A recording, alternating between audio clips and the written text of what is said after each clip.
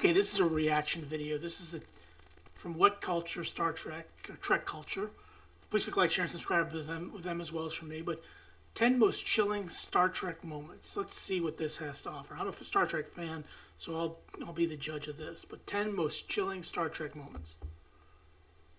Star Trek is and always has been able to make us think, whether it's from horrifically disturbing moments or over-the-top fun action sequences. This list is going to look somewhere in the middle. Those scenes that left us with a shiver running down our spine and the hairs sticking up on the back of our neck. Now, before we go anywhere, make sure that you go and check out the original article of this over on whatculture.com, and thank you very much to our wonderful editor for making this video happen. I am Sean Ferrick for Trek Culture, and here are the 10 most chilling Star Trek moments. Number 10. Goodbye, Ichar. Hard Time is a standout. That was this was probably one of the darkest episodes of Star Trek Deep Space Nine of them all, with Hard Time. I've only seen it a couple times. I really don't like watching it.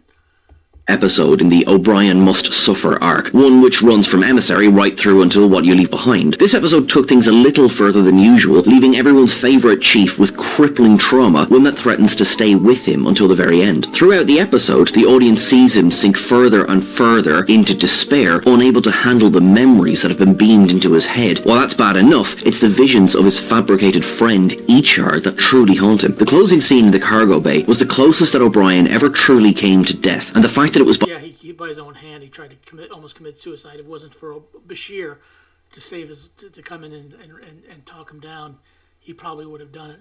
By his own hand was even more disturbing than anything else. At this moment, he was beaten and broken. He was seconds away from pressing the trigger and ending everything. Bashir's intervention, along with Ichar's own words of encouragement, brings him back from the edge. It's a close one that deserved further exploration as the show went on. Number 9. Haunted. The Best of Both Worlds will forever remain an iconic tentpole in Star Trek's history. The Borg captured Captain Picard at the end of Season 3 and then at the start of Season 4. Borg had already been established as devastatingly powerful, so their arrival at the border... I never liked The Best of Both Worlds 1 or 2. I didn't think that was... I thought that was a poor use of the Borg. The Borg is established in Q Who... didn't really care about their Federation or technology. They just looked at the Enterprise as something they could use. Well, that clearly went out the book because they bypassed a whole bunch of systems just to get at Earth for all intents and purposes.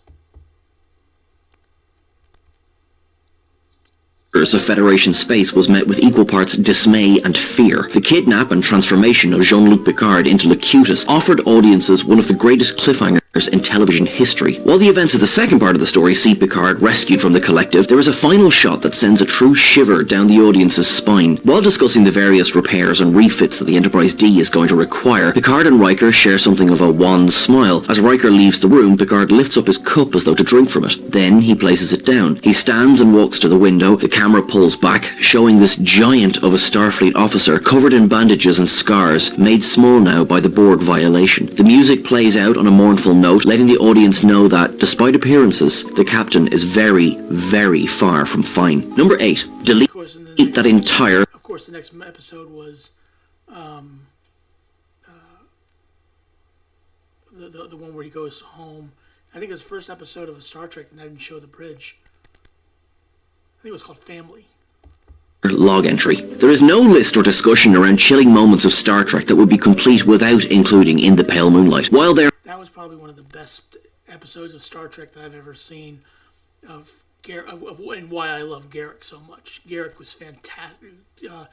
Andrew Robinson was fantastic as Garak in this episode. There are myriad examples from this episode alone. It is the closing speech from Sisko that is the true kicker. One needs only to have a basic understanding of what Starfleet stands for to understand why this scene hits so hard. Sisko is a Starfleet captain. He is a member of the Federation. Generally, both of these descriptions are proof enough for a person's good nature. Yet here he is, hero of the show, openly admitting to lying, cheating, covering the crimes of others, and, most damningly, being an accessory to murder. And then saying he can live with it too.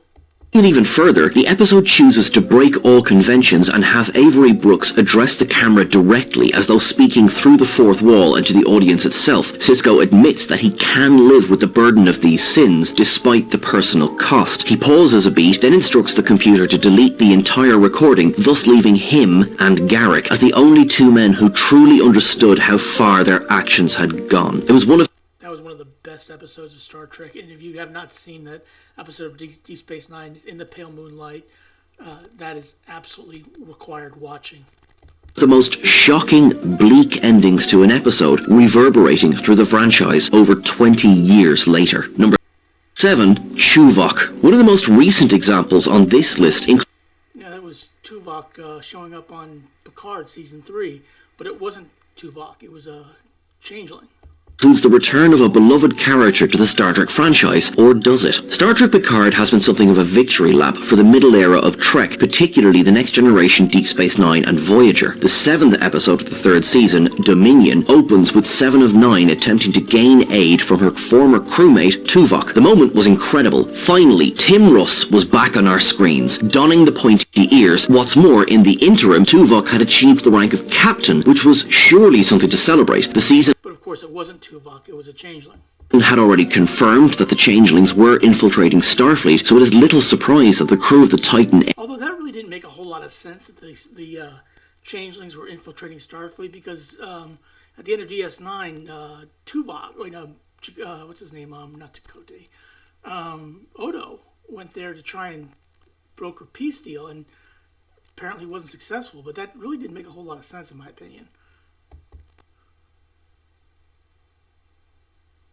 Run various security checks on Tuvok, who seems to pass them all. It's Seven who correctly identifies that this is not her old friend. When she confronts him, Russ raises his lips in a smile that sends a cold shiver down the spines of everyone watching. It works on several levels. First, that smile, so often a symbol of joy, is a twisted example of just how alone this crew is. Second, Tuvok is so steeped in Star Trek history that the mere suggestion that they could even get to him was a truly dark, disturbing idea. Number 6. Welcome to the Bridge. Star Trek Voyager had plenty of examples where they remained true to the show's original premise, that of a ship lost, far from home, struggling to survive. While there certainly could have been deeper exploration of the struggles between the two crews, rarely did the show take that as literally as the 2nd season episode, Deadlock. Here, I didn't like that episode. I thought this was a poor episode. I don't know why I put it on one of the chilling episodes, still moments of Star Trek. I don't know. I thought it was kind of silly. The ship is duplicated, with one variation being rocked by devastating pulses crippling much of the vessel. Both Harry Kim and Naomi Wildman perish on that vessel, while the other version of Voyager remains in pristine condition. Of course, then Naomi Wildman from this one, from the attack bridge, Enterprise, and Harry Kim go to the other Enterprise, and I mean, it just didn't make a lot of sense, in my opinion. It just wasn't very good. Then, the Vidians arrive to spoil everyone's day. They are only able to detect the intact Voyager and quickly overpower much of the ship. Sensing no alternative, Janeway sets the ship to self-destruct, but not before sending their Kim and Wildman over to the other ship. The Vidians reach the bridge, ready to steal the organs of all present, only for Janeway to calmly stand and warmly welcome them to the bridge. Seconds later, the ship erupts in a massive explosion, destroying both Voyager and the Vidian ship above. The remaining vessel survives, and Harry Kim learns that day that weird is part of the job. Yeah, I didn't like that episode. It wasn't a very good episode, to be fair. And it's not one of the 10 most chilling Star Trek moments. That's the first one I disagree with. 5. I did what had to be done. Star Trek Deep Space Nine was unusual in many ways for Trek at the time. With no disrespect intended to any of the iterations, the debut years of most of the shows suffered from mixed tones, shaky acting, and a general finding our feet feeling. DS9 came out of the paddock with all thrusters blasting, though never is this more apparent than in Duet. Harris Yulin gets... Yeah, this is probably one of the best episodes of any first season of any Star Trek. He's plays Damon Maritza, who altered himself to look like Goldar Heel, so he could force Cardassia to live up to what it had done to Bajor. And this was one of the best episodes of Star Trek Deep Space Nine, entire 7th season. It is absolutely fantastic and chilling. This is definitely one of the most chilling moments. guests as the Cardassian Eamon Maritza, who has been surgically altered to resemble the war criminal Gul Darheel. He is arrested and, before his true identity is exposed, he proceeds to deliver one of the most impactful monologues from any guest of the station. Kira confronts him, laying Darheel's crimes bare. Rather than shy from them, the man erupts into an impassioned speech about the things he did during the occupation. Specifically, he states that each night he would order his men to go out and kill Bajoran scum. They would come back covered in blood, but they felt clean, because they were clean, he insists. Kira backs away, horrified by what she hears. Though the true motives behind Maritza's impersonation come to light later, this exchange from the first year of a new show told audiences exactly what to expect from Star. Yeah, this was one of the this had one of the saddest endings, and one of the best episodes of Star Trek Deep Space Nine. Really, I mean, you'd be hard pressed to find a first season episode of the Next Generation, of Voyager, of Enterprise, that is as good as this one. Duet, fantastic episode. Star Trek's grunge phase. Number 4. Fear is afraid. In Star Trek, there are a few constants. The hero usually comes home, death tends to be meaningless for most, the villains may get a great monologue, but they fail in the end. The Thaw is no stranger to all. Yeah, the Thaw is one of the better Voyager episodes. This is one I did agree with, and when you have the clown at the end realizing that he's going into nothingness, that is a powerful scene. All three of these tropes, but the manner in which it joins them is one of the most jarring endings in Voyager's history. Fear, the clown, played to perfection by Michael McKean, believes he has won the day by acquiring Janeway for his entertainment, releasing several prisoners to do so. Janeway, the audience knows, has already demonstrated herself to be a master negotiator, so, with only minutes left in the episode, the audience expects her to argue her way to freedom. The reveal is like ice. Yeah, it turns out she had like a hologram. This Janeway is in fact a hologram, which means that everything that Fear needs to continue living is absent. The world around them begins to fade into the darkness. Despite Fear's protestations that none of this is fair, this hologram Janeway seems to take a quiet pleasure from his discomfort. This grows, and as the world fades even more, Fear finally admits in a small voice that he is afraid. "I know," whispers hologram Janeway as the scene fades. And that's where it ends. This was a chilling moment. This is probably one of the better Voyager episodes, Thaw. It's to black, and the credits roll. This was the polar opposite from most episode endings that, for a moment, it was hard to believe what was actually happening. Then, of course, next week, Fear isn't mentioned again. Number 3. The needs of the many outweigh the needs of the few. Star Trek Strange New Worlds offered an enormous variety of episodes in its relatively short first season. With only 10 hours, they gave us horror, comedy, drama, romance, and this offering. Lift Us Where Suffering Cannot Reach spends much of its runtime setting up something This was a chilling moment. This was absolutely a horrifying moment.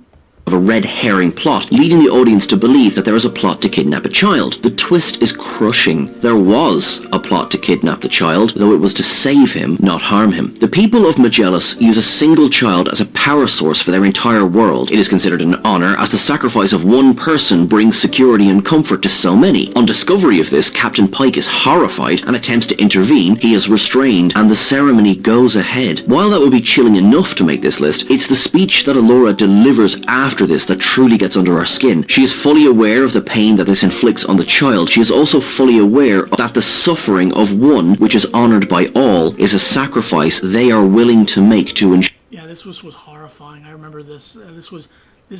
Captain Pike was horrified. I think he was actually in love with this woman, and then he found out what she was doing.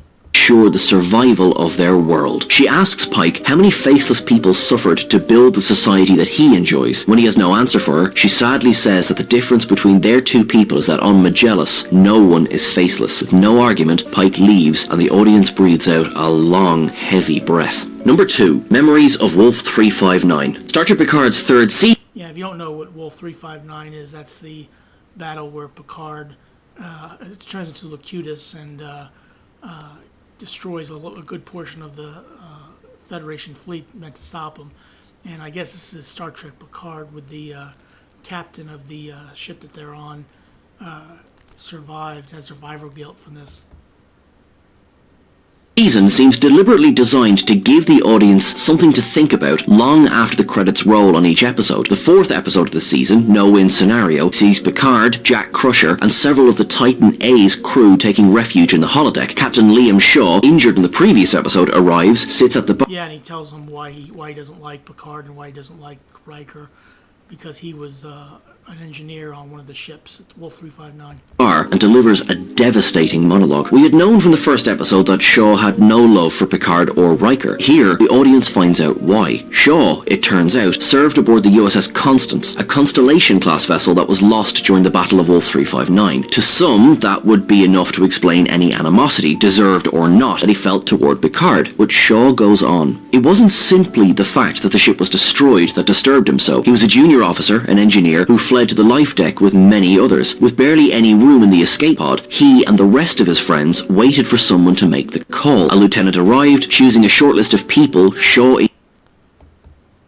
included, to be saved. Though he didn't hesitate in the moment, he spent the remainder of his career wondering why he had survived. Yeah, why he had survived, why it was him he was chosen and not somebody else. When so many hadn't. The scene is deliberately set up to evoke memories of Quint's USS Indianapolis speech from Jaws. In fact, it even explains the choice of character name, Shaw, for the actor who played the... Yeah, Robert Shaw played Quint, and if you've never seen that one, that's worth seeing on YouTube with Quint talking about being on the Indianapolis. If you don't know, the Indianapolis was a ship that brought the atomic bombs to, I forget where it was, to Okinawa, to be delivered so they would be dropped on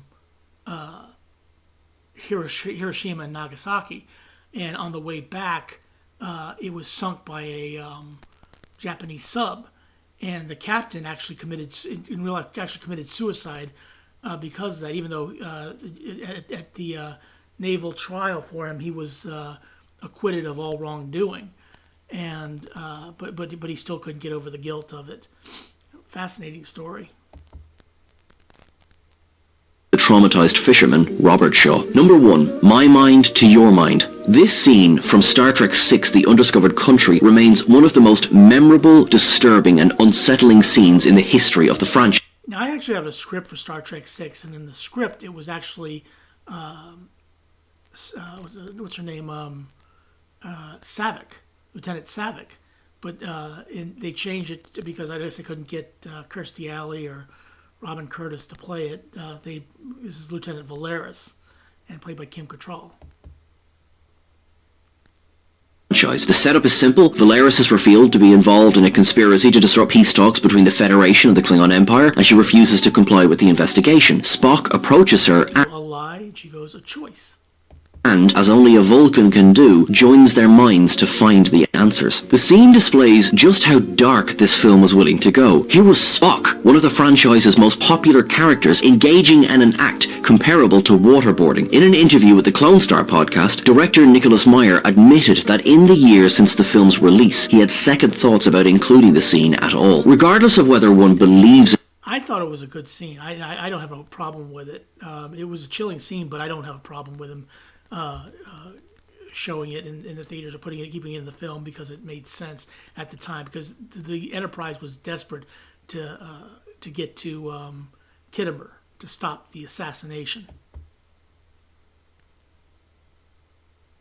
It should or shouldn't be there, the scene achieves its goals with clinical accuracy. This was a plot that had the potential for horrific ramifications throughout the Alpha Quadrant. Valeris' pain and Spock's soul, were they acceptable sacrifices for the greater good? Did the needs of the many truly outweigh the needs of the few here? And I'm going to let you go there, folks. That's everything for our list today. Take a breather, and when you... Okay, that's 10 most chilling Star Trek moments. Please click like, share for What Culture Star Trek, as well as for me. This is fascinating, interesting. I don't know that I agree with all of them, but these were chilling moments. And thanks for watching. Have a good rest of your day.